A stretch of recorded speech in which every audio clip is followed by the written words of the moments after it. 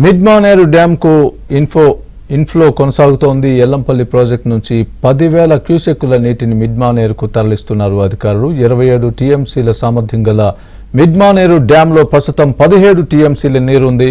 మరో 3-4 రోజుల్లో ఎల్లంపల్లి జలాలను మిడ్మానేరుకు తరలించనున్నారు అధికారులు. మిడ్మానేరు డ్యాం 24 టీఎంసీల వరకు చేరితే ఆ నీటిని లోయర్ మానేరు డ్యాంకు విడుదల చేసే అవకాశం ఉంది. కరీంనగర్ ప్రాజెక్టులపై తాజా అప్డేట్ మా ప్రతినిధి శ్రీనివాస్ అందిస్తారు. శ్రీనివాస్, మిడ్మానేరులోకి ఇన్ఫ్లో కొనసాగుతోంది. ఎల్లంపల్లి ప్రాజెక్టు నుంచి ఆ వరద కాలువ ద్వారా మిడ్మానేరులోకి నీటిని తరలిస్తున్నారు. ప్రస్తుతం మిడ్మానేరు పూర్తి స్థాయి నీటి మట్టం 27 టీఎంసీలు కాగా 17 టీఎంసీలకు చేరుకుందని అధికారులు చెప్తున్నారు. అయితే ఎల్లంపల్లి ప్రాజెక్టుకి ఇన్ఫ్లో తగ్గడంతో అధికారులు ఒక మోటార్ను నిలిపివేసి మిగతా 3 మోటార్ల ద్వారా నందిమేడారం పంప్ హౌస్కి, అక్కడి నుంచి గాయత్రి పంప్ హౌస్కి, గాయత్రి పంప్ హౌస్ నుంచి వరద కాలువ ద్వారా మిడ్మానేరుకు నీటిని తరలిస్తున్నారు.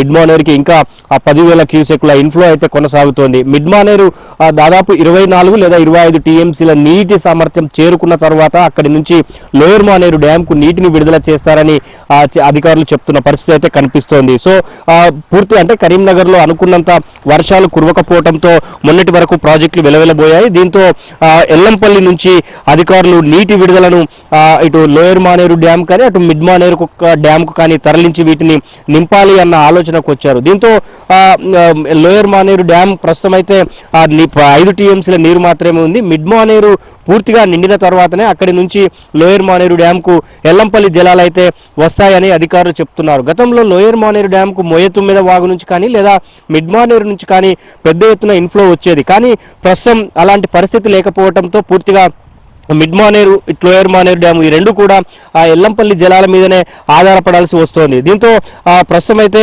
10,000 క్యూసెక్ల ఇన్ఫ్లో అయితే అటు మిడ్మానేరు డ్యామ్కు కొనసాగుతోంది. ప్రస్తుతం నంది పంప్ హౌస్లో 3 మోటార్ల ద్వారా ఈ 10,000 క్యూసెక్ల నీటిని మిడ్మానేరుకు ఎత్తిపోస్తున్నారు. సో మిడ్మానేరును నిండితే కానీ ఇటు లోయర్ మానేరు డ్యామ్కు నీటి విడుదల అనేది జరగదు అని అధికారులు చెప్తున్న పరిస్థితి అయితే కనిపిస్తోంది. అయితే మిడ్మానేరు 17 టీఎంసీల వరకు రావడంతో అటు అన్నపూర్ణ రిజర్వాయర్కు కూడా ఎత్తిపోతలను అధికారులు ప్రారంభించిన పరిస్థితి అయితే మనకు కనిపిస్తోంది. సో మొత్తంగా అటు మిడ్మానేరుకు ఇప్పటి వరకు అయితే 10,000 క్యూసెక్ల ఇన్ఫ్లో అయితే ఇంకా కంటిన్యూగా కొనసాగుతోంది. ఇటు లోయర్ మానేరు డ్యాంకు మరో 3 లేదా 4 రోజుల సమయం అయితే పట్టే అవకాశం కనిపిస్తోంది.